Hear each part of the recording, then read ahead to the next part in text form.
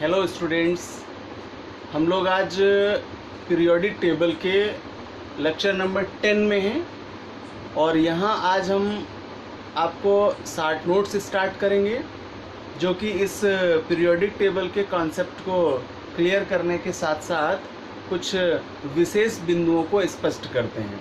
और उससे पहले हम लोगों ने पीरियोडिक टेबल को फुल फॉर्म में एक्सप्लेन किया है और साथ ही साथ हमने स्थिति की विवेचना को भी ज्ञात करना सीख लिया। तो आइए इन शार्ट नोट्स को क्लियरिटी से समझते हैं और इनसे रिलेटेड कुछ क्वेश्चंस के आंसर्स को भी फाइंड आउट करना सीखते हैं। Now first short notes is diagonal relationship, विकर्ण संबंध। बहुत ही अच्छा शार्ट नोट्स है ये।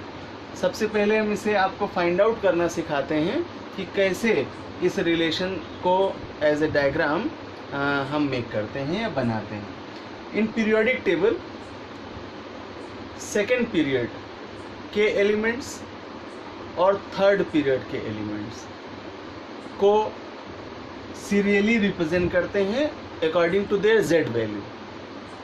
तो अगर हम यहाँ सबसे पहले सेकेंड पीरियड के एलिमेंट्स को लिखें तो हम पहले तो आपको एलिमेंट्स फाइंड आउट करना सिखा दें, देन इसके बाद इनको लिख लेते हैं। तो अगर हम इसको रिप्रेजेंट करें डिजिट में तो 2 लिखेंगे सेकेंड पीरियड को, या लैंग्वेज में एक्सप्लेन करेंगे तो सेकेंड पीरियड लिखेंगे। जब हम पोजीशन एक्सप्लेन कर रहे थे तो उस क्लास में यानी लेक्चर नंबर 9 में हमने क्लियर किया है। जिन्हें यह स्थिति नहीं समझ में आई हो, जो वीडियो नहीं देख पाए हों, वो सबसे पहले पार्ट नंबर 9 का वीडियो देख लें तो और आपको स्थिति क्लियर हो जाएगी कि कैसे हम पीरियड फाइंड आउट करते हैं। तो देन यहाँ जब हम सेकेंड पीरियड के एलिमेंट्स लिखेंगे तो आपको एक फंडामेंटल व्यू है जिसको माइंड सेटअप देना चाहिए कि जितने ऑर्बिटल्स की प्रेजेंस होगी उतने उसके पीरियड्स होंगे। तो अगर हम सेकेंड पीरियड पढ़ रहे हैं तो उसके पास 2 ऑर्बिटल्स होंगे और 2 ऑर्बिटल्स का मतलब पहला k होगा और दूसरा l होगा। तो इनमें से इलेक्ट्रॉन फुलफिल्ड किए जाएंगे।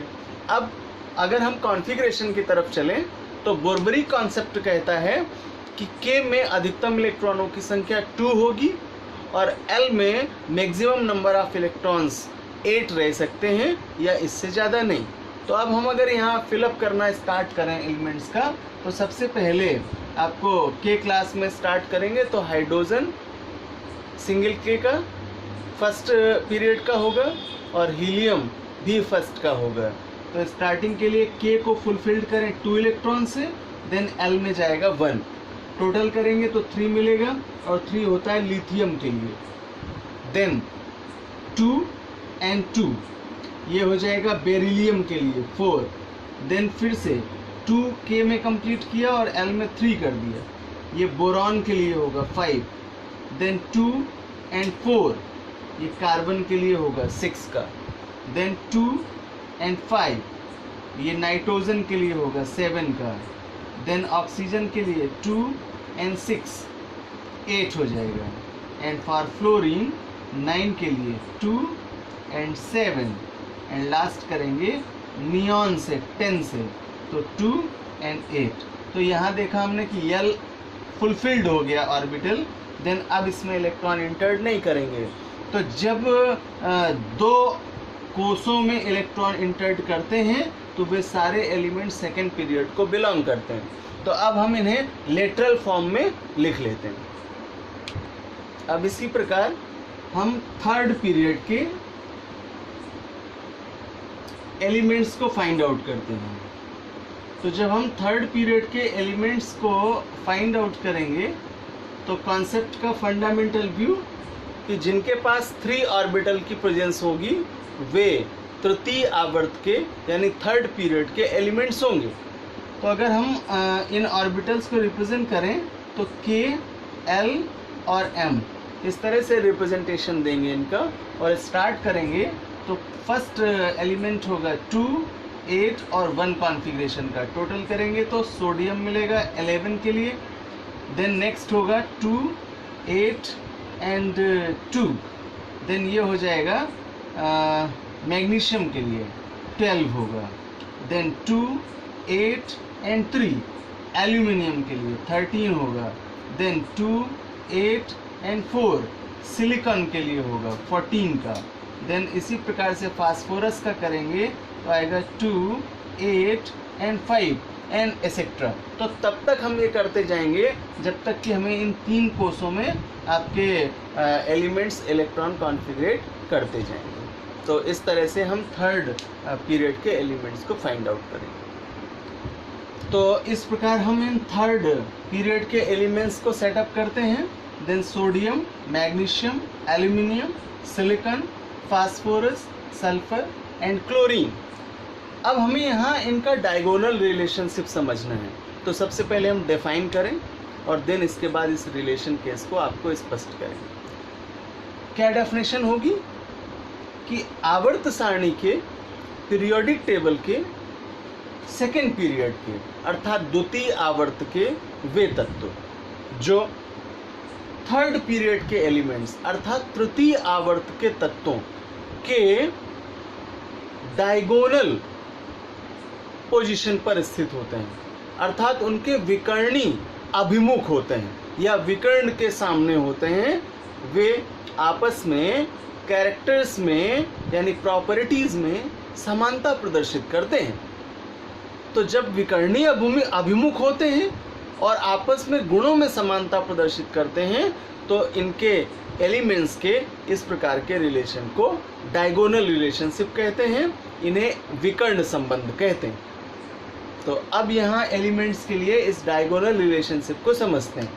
सपोज दैट अगर हम यहाँ डायगोनल बनाना स्टार्ट करें तो इन 4 एलिमेंट्स के बीच में डायगोनल स्ट्रक्चर कुछ इस प्रकार से प्राप्त होगा।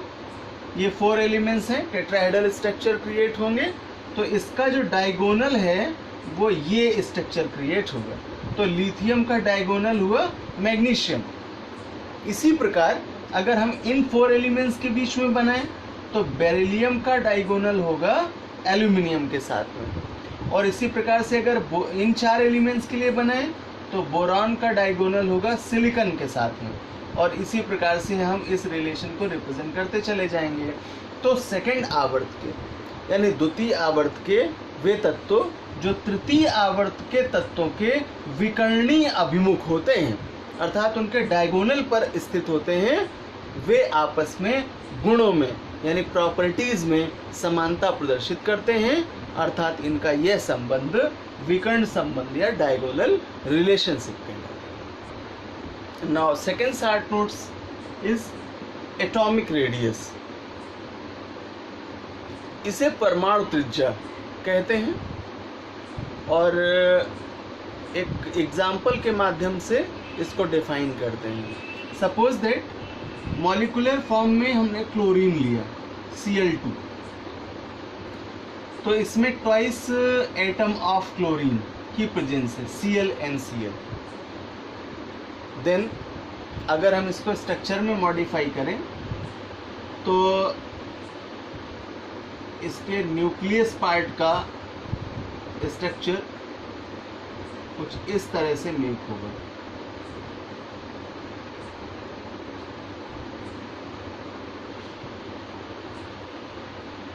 देन यहाँ पर इन सेंटर्स को ले लें, इनके केंद्र बिंदु को ले लें और इनका जो डिस्टेंस लेंथ है वो रिप्रेजेंट करें। तो क्लोरीन के 2 एटम्स के न्यूक्लियस का जो मिड डिफरेंस है उसको क्रिएट करते हैं और इसकी जो डिस्टेंस है उसको रिमार्क करते हैं 198 पायरीमीटर PM में। देन अगर यहाँ रेडियस की बात की जाए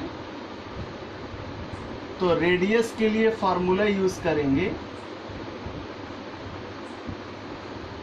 डिस्टेंस बिटवीन 2 न्यूक्लियस बाई 2।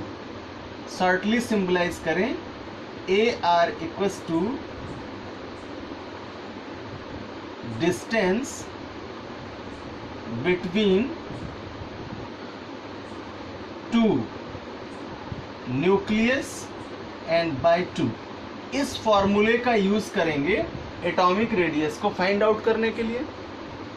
तो इसके आधार पर अगर हम यहाँ पर रेडियस की बात करें तो इसका रेडियस आएगा near about 99 picometre, because the distance between two nucleus equals to 198 picometre, और इसका हाफ करेंगे तो आंसर मिलेगा आपको 99 pm। तो क्लोरीन के लिए जो एटॉमिक रेडियस का वैल्यू है यानी परमाणु त्रिज्या का मान है वो 99 pm होगा।